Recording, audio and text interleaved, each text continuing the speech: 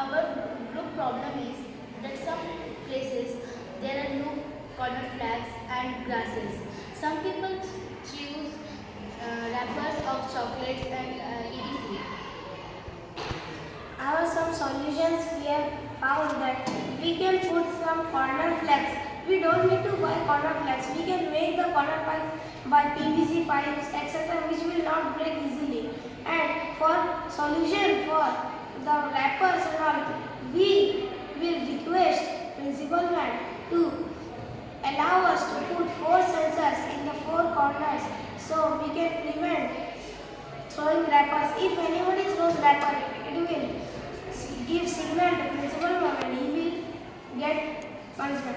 Our demonstration for this model is we want to tell that in our ground many parts of outlines are missing. As it is in our between the big circle there is a small circle which is missing in our ground.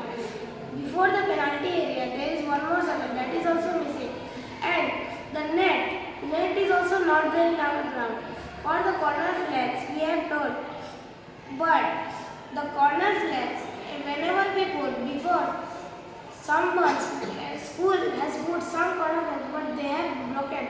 So we will try to make harder and better corner flags which will not break easily.